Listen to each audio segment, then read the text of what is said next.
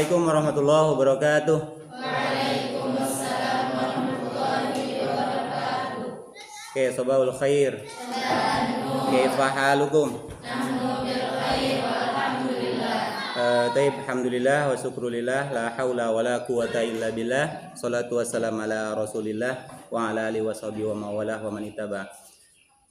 Baik, anak-anak yang saya banggakan, pada pagi hari ini kita berjumpa kembali untuk melanjutkan bahasan kita yang pekan lalu kita sudah membahas bab tentang haji. Nah, pada pertemuan ini mungkin kita akan sedikit mengulas kaitannya tentang ibadah haji. Nah, sebelum kita masuk di pembahasan, mungkin akan saya cek dulu kira-kira hadir semua nggak pada pagi hari ini? Siapa yang tidak hadir? Rehan kenapa? Nggak ada kabar. Zaki sakit. Oke, baik.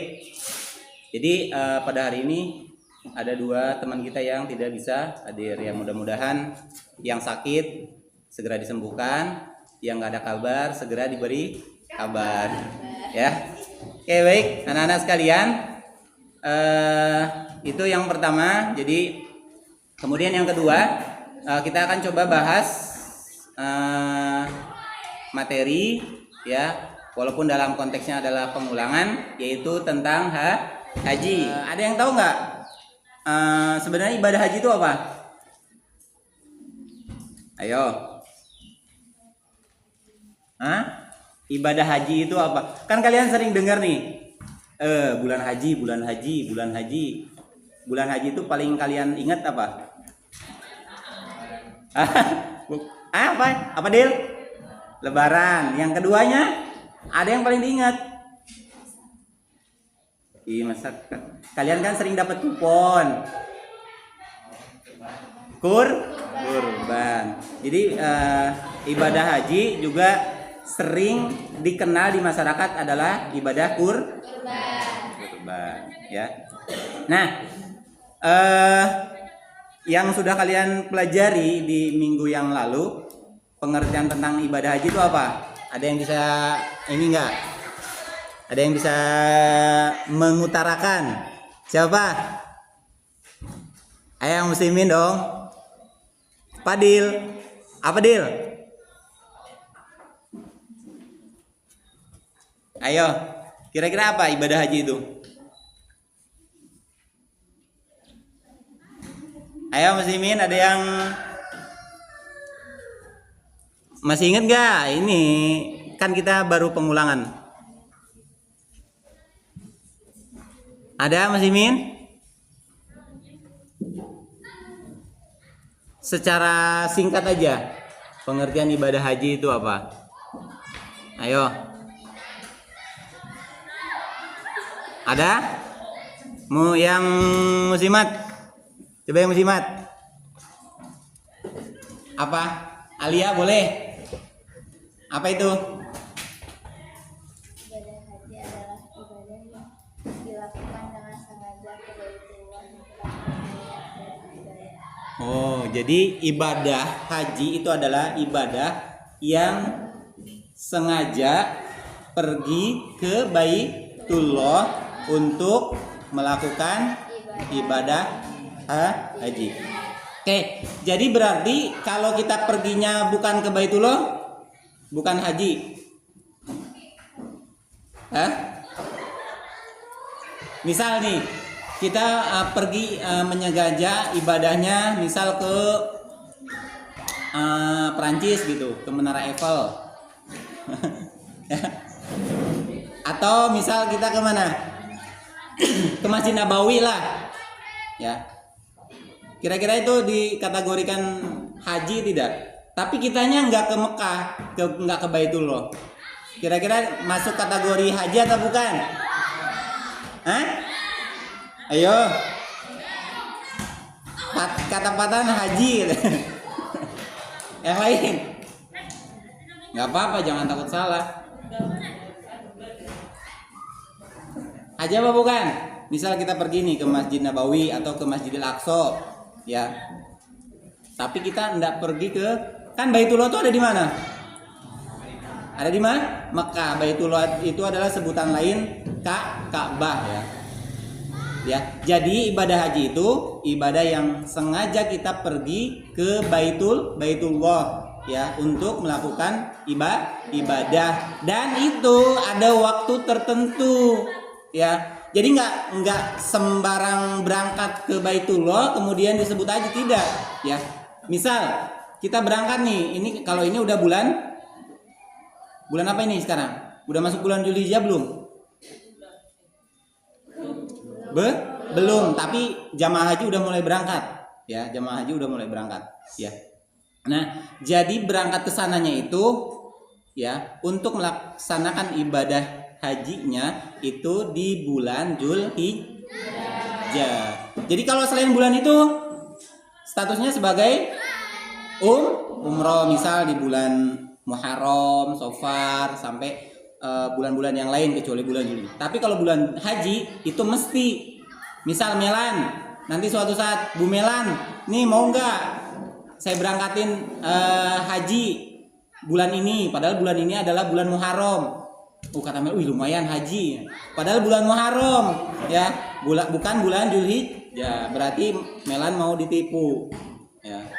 Nggak apa-apa, murah, bayarnya cuma 30 juta aja, ya. Sedangkan haji itu kan lumayan, ya, harganya itu 60 ke atas, ya, 60 juta. Apalagi yang puroda itu bisa ratusan, ya. Yang puroda itu kalau bahasa kita mah kelasnya elit lah, ya. Jadi dia bisa berangkat kapan aja. Maksudnya kalau yang daftar itu kan bisa nunggu lama. Misal Melan sekarang daftar, berapa tahun kemudian baru dipanggil? Nggak bisa. Misal sekarang daftar nih tahun ini, ya, kemudian tahun ini juga berangkat, itu nggak bisa kalau yang biasa. Tuh, ya, bedanya. Tuh harus nunggu, ya. Makanya rata-rata jamaah haji itu sudah sepuh-sepuh, ya kan? Udah mah berangkatnya udah senior, udah itu nunggu antrian juga, ya, nunggu antrian berapa tahun baru nih ketemu, ya. Yang tadinya umur 60, misal ngantrinya 6 tahun, udah 66, ya. Itu pun kalau masih sehat, ya. Kalau udah sakit-sakitan, ya. Tuh, ya. Tuh, jadi kaitannya tentang ibadah haji, ya. Jadi waktunya itu tertentu, ya, di bulan Zulhijjah. Nah, kemudian ibadah haji juga punya rukun dan syarat, ya. Ada yang tahu rukun dan syaratnya apa? Ini muslimin dong. Masa muslimat doang? Ya, muslimin siapa? Syarat ibadah haji, syarat dan rukun ibadah haji, coba. Rukun dan syarat. Apa, Tan? 1, ihram. Terus apa lagi? Wukuf. Terus apa lagi? Tawaf. Apa lagi? Sa'i. Oke. Apa lagi? Tahallul. Oke, betul. Lagi? Hah? Masih ada? Oke, saya akan tanyakan. Pertama, istilah sa'i. Sa'i itu apa, Abid? Mas Abid, sa'i itu apa?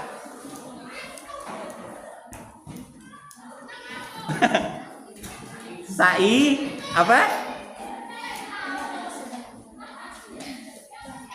Kan ada lagunya, sa'i dari sofa ke Marwah, ya kan?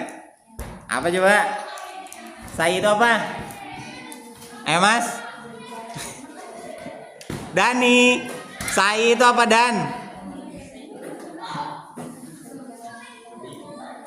Hah? Fadil, apa, Dil? Sa'i apa? Ada yang tahu, muslimin? Sa'i itu apa, Tan? Jahit apa, Hid? Arfi, apa sa'i, Fi? Hah? Sa'i apa? Sa'i itu adalah lari-lari kecil dari Bukit Sofa ke Bukit Marwah. Namanya sa'i. Makanya larinya itu dari Sofa ke Marwah. Jadi lari-lari kecil dari Bukit Sofa ke Marwah. Ya. Dan itu punya sejarah. Kenapa? Jadi nggak ujung-ujung jamaah haji itu disuruh lari-lari kecil Sofa ke Marwah bolak-balik bukan. Jadi ada sejarahnya, ada kisahnya. Ada yang tahu kisahnya tentang apa? Tentang Nabi siapa? Nabi Ismail dengan ibunya Siti Hajar, ya. Nah, jadi ada sejarahnya. Nah, jadi lari-lari kecil dari Bukit Sofa ke Marwah itu adalah memiliki sejarah penting, ya. Jadi untuk mengingatkan ibunya Nabi Ismail dengan ibunya Nabi Ismail bernama Siti Hajar, ya, dengan Nabi Ismail alaihi salam. Ya, jadi anak Nabi Ismail itu kehausan, ya, kemudian ibunya itu mencari, karena kalau di padang pasir tuh gini. Kalau kita dari sini misalnya duduk di sini, di depan pandangan kita itu ada namanya apa sih namanya? Fata Morgana, ya. Semacam kayak apa sih? Kalau dipandang jauh tuh kayak air, pokoknya kayak ada yang gerak gitu ya. Nah, itu. Nah, jadi sama ibunya pergilah ke sana, ya. Dari sana ternyata nggak ada, balik lagi ke sini, ya. Sampai sebanyak 7 kali, bener nggak? Nah, akhirnya disitulah kemudian menemukan air Zam-Zam, ya. Ya, Zam-Zam itu istilah Arab, ya. Jadi Zam-Zam, bahasanya tuh berkumpul, dan sampai sekarang air Zam-Zam itu tidak pernah habis. Bayangin dari zamannya Nabi Ismail, udah berapa generasi coba, sampai Nabi Muhammad aja udah berapa generasi, sampai ke kita tuh bayangin udah berapa abad. Itu bayangin sumurnya sampai sekarang nggak habis coba. Sedangkan yang pergi haji itu kan jutaan manusia per tahunnya, belum lagi yang umroh. Itulah mukjizat Allah Subhanahu wa taala, ya, terkait dengan sumur Zam-Zam. Bayangin, coba itu kalau bukan mukjizat Allah, sumur itu kira-kira udah kering belum? Bayangin yang makainya aja jutaan manusia. Ya, kalian punya sumur lah di rumah. Dipakai Ciamis saja ini. Habis nggak? Habis. Sedangkan itu dipakai manusia di seluruh penjuru dunia yang berangkat haji. Bahkan sampai pulangnya aja bawa.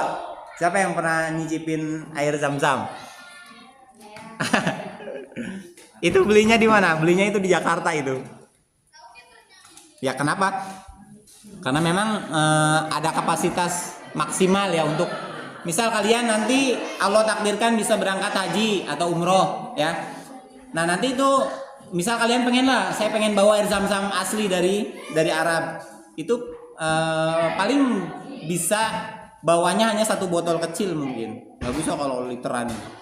Nah, kalian bisa beli nanti di Jakarta itu ada, ya. Cindramata haji, kayak kismisnya, kayak kacang Arab, ya. Kalau kata anak saya itu kacang Arab tuh disebutnya kerikil, ya, karena kerasan. Terus air Zam-Zam, apa lagi namanya? Nah, jadi itu yang pertama sa'i. Kemudian yang kedua apa tadi? Tahallul. Tahallul apa? Coba Aini. Ayo. Tahallul apa? Tahallul apa, Wak? Salwa? Tahallul mencukur rambut, ya. Makanya kan kalau orang pulang dari umroh apa haji itu biasanya gundul kan. Jadi, ya. Jadi tak ada rangkaian kegiatan yang harus dilakukan oleh jamaah haji atau umroh yang disebut dengan tahallul, ya. Jadi mencukur rambut, ya. Mencukur rambut. Itu bayangin coba yang tukang cukurnya.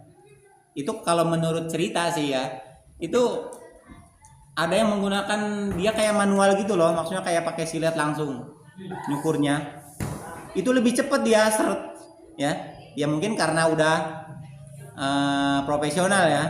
Jadi nggak pakai mesin sih katanya ya. Walau alam karena saya belum berangkat haji ya.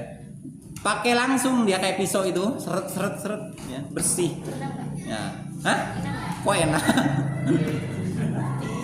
Ya dingin. Itu tahalul. Kemudian yang ketiga tawaf ya. Tawaf apa coba? Bibah. Tawaf. Apa itu tawaf?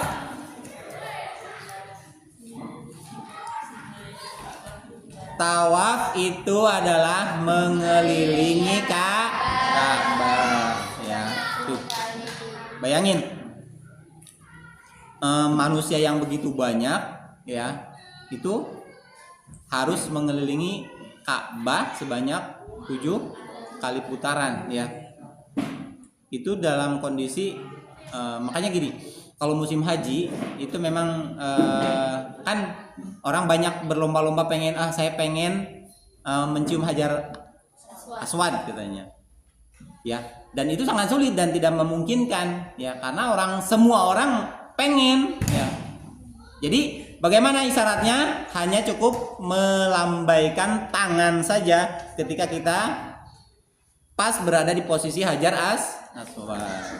Kan nggak mungkin semuanya. Isbai Pak. Ya pokoknya melambaikan tangan ya. Isbai apa melambai? Atau kurang Oh, ya itulah modernnya mungkin. Kemudian yang keempat, wukuf di padang Arafah. Ini wukuf ini tanggal berapa ayo? 9 Zulhijjah. Tanggal 9 Zulhijjah. Nah, jadi ketika wukuf itu bagi kaum muslimin yang tidak melaksanakan haji, maka dia melaksanakan puasa Arafah. Itu dilaksanakan pada tanggal 9 Zulhijjah. Nah, bertepatan dengan orang-orang yang melaksanakan haji itu melaksanakan wukuf di padang Arafah. Jadi semuanya ngumpul di situ para jamaah haji ya, di lapangan di padang Arafah itu semuanya ya, untuk melaksanakan wukuf. Itu tepatnya pada tanggal 9 ya. Nah, maka ketika jamaah haji sedang melaksanakan wukuf, kita yang ada di negeri-negeri ya, masing-masing Indonesia, Malaysia, Singapura semuanya, maka itu melaksanakan puasa satu. Makanya kalau Idul Adha itu puasanya hanya satu kali saja ya, 1 hari maksudnya, itu di tanggal 9 ya. Kemudian di tanggal ke-10-nya baru ya pergi ke Baitullah ya, untuk melaksanakan haji. Itu di tanggal 10. Nah, di kita itu melaksanakan sholat Idul Adha ya. Berapa rakaat dan sholat Idul Adha? Sholat Idul Adha berapa rakaat? Berapa dan? Kamu suka ikut lebaran apa enggak? Apa mualaf? Berapa dan? 2 rakaat ya. 2 rakaat, kemudian setelah sholat itu ada khutbah Idul Adhanya. Nah, setelah selesai sholat Idul Adha, barulah dilaksanakan ibadah kurban. Jadi nggak boleh kurban itu sebelum sholat. Misal pagi-pagi melan, saya mau kurban lah sebelum sholat, biar teriweh lah. Sembelihlah kambingnya mau kurban. Ya subuh ya, supaya nanti pulang dari musola langsung makan daging. Ya, itu tidak dikategorikan ibadah kurban. Jadi hati-hati ya, jangan mengada-ada ya, supaya nggak riweh ya, supaya nanti pulang langsung makan daging. Jadi sembelih kurbannya, kambingnya subuh misal, langsung diberesin ya, langsung dimasak ya, berangkat sholat pulang bisa makan Itu bukan ibadah kurban. Jadi ibadah kurban itu sholat dulu di musola, ya di lapangan. Kemudian setelah selesai sholat, baru dilaksanakan ibadah kurban. Ya, ada di sini yang sudah pernah ikut ibadah kurban? Ada nggak? Misal Anam udah pernah kurban 1 kambing. Ada nggak? Kurban ayam. Dan ini kurban ayam apa kurban perasaan? Ya, boleh misal kalian punya 1 kambing, ya, kalian punya 1 kambing.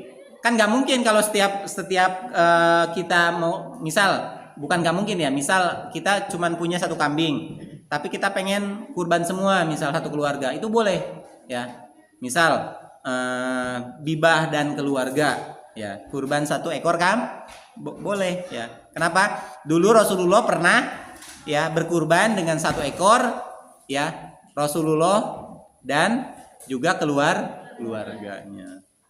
Boleh, ya. Jadi saya menantilah kurbannya kalau udah mampu semuanya. Misal ada 7 keluarga nih, pengen 7. Ya. Kalau nunggu seperti itu, ya nanti nggak terlaksana keburu Oke, kemudian yang berikutnya setelah tawaf apa? Hah? Ihram. Sebenarnya ihram itu prosesnya adalah di awal, ya. Pakai pakaian ihram, baju ihram. Jadi baju ihram itu bajunya warna apa? Putih. Kemudian tidak ada berjahit. Ya, untuk laki-laki, ya. Kalau untuk perempuan ya kayak baju, ya. Karena kalau perempuan nggak berjahit bahaya nanti kalau melorot. Anak. Ya. Nah, pakaian ihram, ya, itu melambangkan supaya kita itu senantiasa ingat kepada Allah bahwa kita itu pasti akan mati. Ya, itu sebagai pengingat. Ya, yang dari kampungnya mungkin dia orang hartawan, punya segalanya, ketika pergi ke Baitullah, ya, semua baju-baju mahalnya, misal kaosnya dia beli yang di Sero harga 11 juta, sepatunya yang harga 40 juta, tasnya yang harga 1 miliar, ya. Itu kan sekarang kan banyak, ya. Para artis itu beli tas harganya 1 miliar, padahal fungsinya sama aja dengan kita beli tas harga 50.000, bener nggak? Bener kan? Sama aja fungsinya. Beli sepatu yang harga 80 juta misal dengan kita beli sepatu yang harga 35-an di situ, ya, sama aja fungsinya kan? Sama. Kecuali misal harga sepatu 80 juta ada kulkasnya, bisa jalan sendiri, ya. Bisa ngeluarin duit, ya, macam-macam. Nah, mungkin baru ya bisalah kita rekomendasikan untuk dibeli, ya. Misal kita haus, buka sepatu, ada es krimnya, ya kan? Baru. Kalau fungsinya sama aja, ya buat apa? Nah, ketika dia pergi ke Baitullah itu semuanya dilepas. Nggak ada ceritanya sepatu 80 juta, tas 1 miliar, ya. Semuanya dilepas, semuanya pakai kain ihram. Harganya sama, warnanya sama, bentuknya sama. Ya, tuh. Jadi, ya, pelajarannya ketika kita pergi ke Baitullah, itu semua manusia itu derajatnya Allah samakan, ya. Allah samakan. Apa iya ketika dia orang kaya kemudian di sana nggak panas? Ya. Kemudian dia saya mau pakai baju ihramnya warna pink aja lah. Yang mahal misalkan. Nah, itu ya. Jadi semuanya sama, ya. Di sisi Allah itu semuanya sama, yang beda itu hanya takwa, ya. Oke, sampai di sini.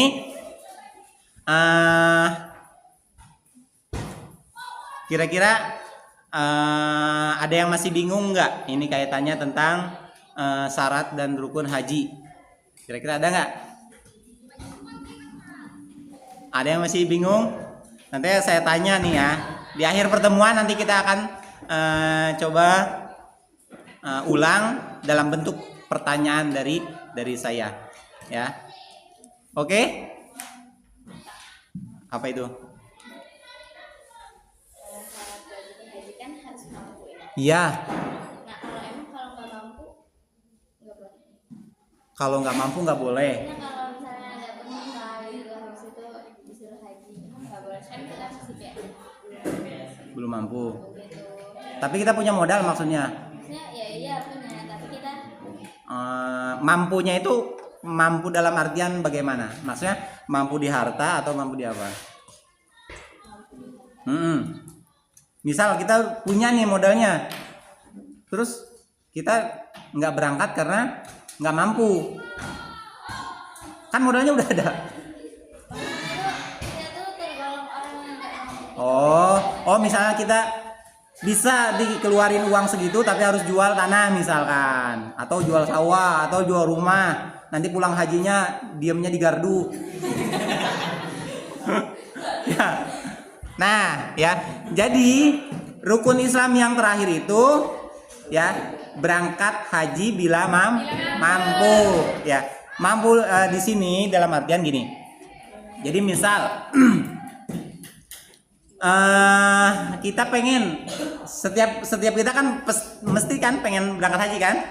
Pengen nggak?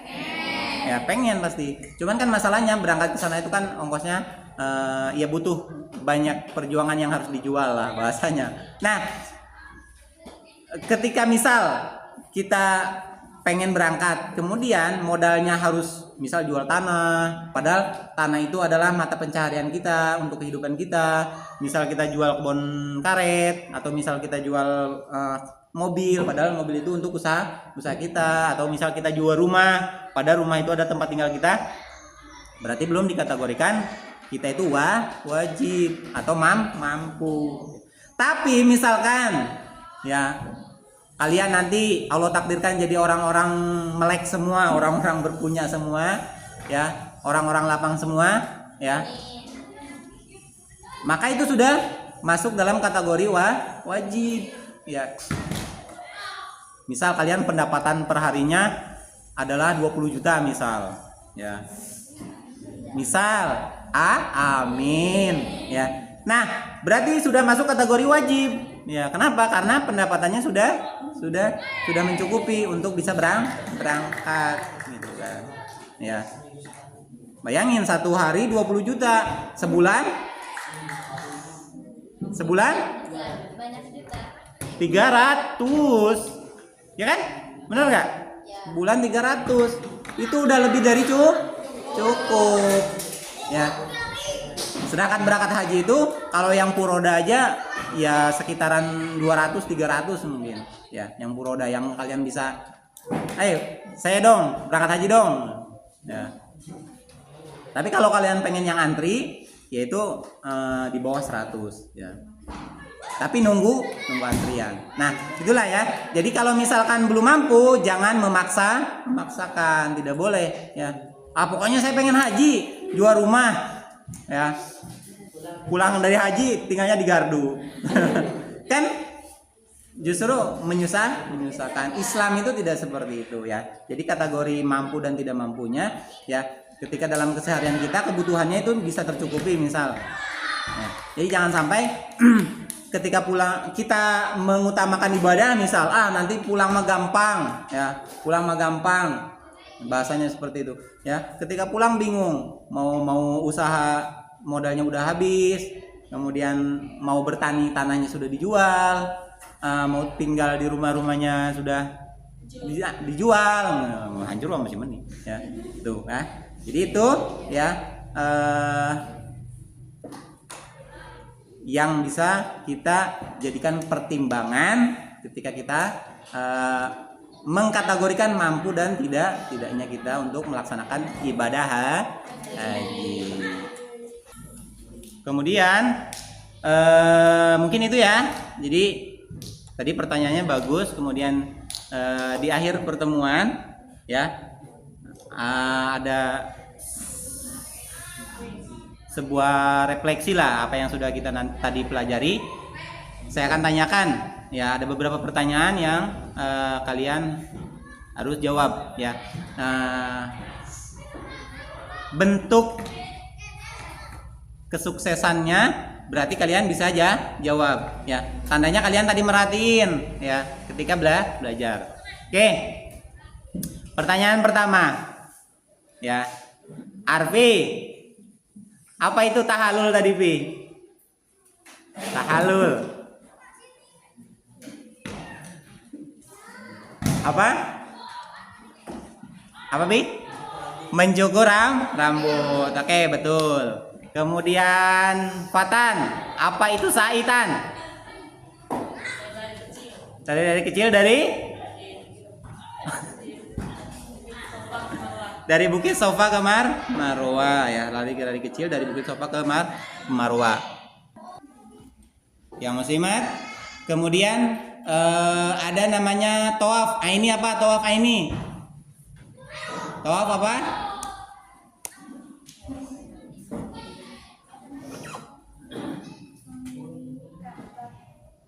Mengelilingi Ka'bah. Tipe apa? Tawaf mengelilingi Ka'bah sebanyak 7 kali. Terus ada lagi yang terakhir ihram. Siapa? Si Parih. Apa Rih? Ihram itu memakai baju putih ya, memakai kain ihram. Itu biasanya dilakukan di awal ketika kita ingin melaksanakan haji. Itu ada istilah nanti mikot ya. Mikot itu tempat awal kita menggunakan pakaian ihram ya. Misal kalau dari Indonesia itu mikotnya di mana ya, Malaysia dari mana. Kemudian kalau yang asli orang pribumi, orang Arab yang mau mulai haji, itu mikotnya nanti di mana ya. Nah tuh jadi kalau orang Arab itu mereka kok nggak dapat gelar ya hajinya ya. Kalau di Indonesia kan dapat gelar ya.